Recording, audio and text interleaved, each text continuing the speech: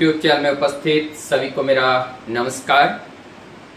आज ये पहला वीडियो हमारा है जो आप सबके लिए और जो हमारे जीवन को आगे बढ़ाने के लिए जो विचार और जो शक्ति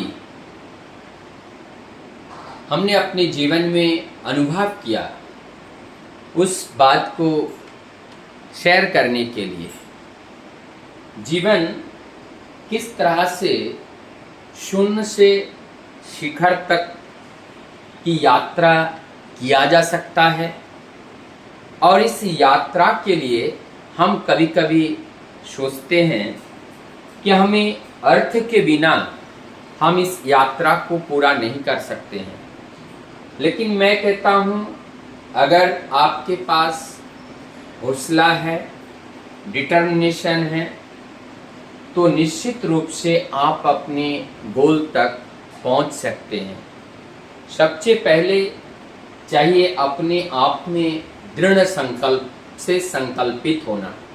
जब हम दृढ़ संकल्प से संकल्पित होते हैं, हमारा राह अत्यंत सहज और सरल हो जाता है और उसी अनुरूप फिर हम उसके पीछे लगन के साथ मेहनत करने लगते हैं।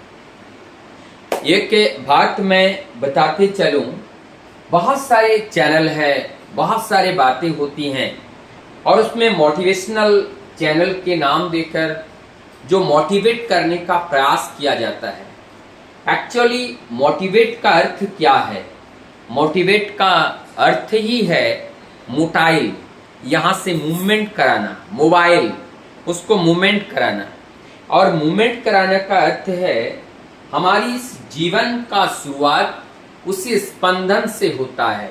हमारी जीवन का वो शुरुआत जिस गति से होती है, जिस संवेग से होती है, और उस संवेग को स्पर्श करना, उस संवेग को स्थिर रखते हुए उसी गति के साथ गतिमान होकर के जीवन को चलाने का नाम ही है मोटिवेशन।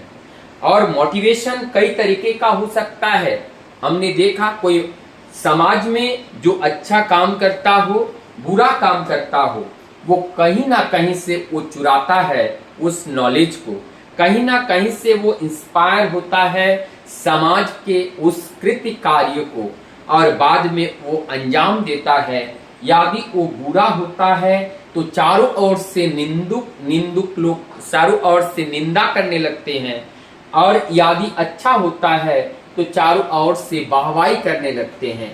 लेकिन इस बात को हमें समझना पड़ेगा, मोटिवेशनल का अर्थ ही होता है मोटाइल या मोबाइल का अर्थ या गतिमान का अर्थ ही यही होता है कि हमारा जो मूल गति है, हमारी जो मूल संवेग है, उन्हीं के साथ अपने जीवन को बंध करके रखना।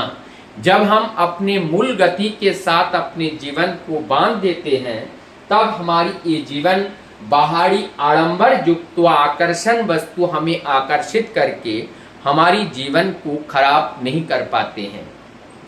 जिस बात को हम बताना चाह रहे थे, तो हमारी जीवन को शिखर की ओर ले जाने के लिए दृढ़ संकल्पित होना अत्यंत जरूरत है, और उसके साथ साथ आडंबर मुक्त जीवन जीना हमें पड़ेगा।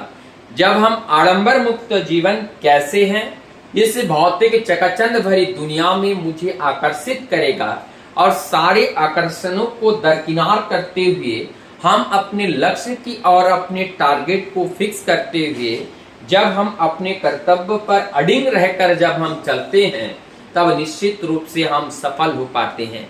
नहीं तो भौतिक जगत के जो आकर्षणीय वस्तु हैं, यदि हम उसके साथ घुल मिल करके उसके साथ आसक्त या अटैच्ड हो जाते हैं, तो हमारी जीवनी शक्ति वहीं पे क्षय हो जाता है, और हमारी उस जीवनीय शक्ति को क्षय से वहां पर रोकना है।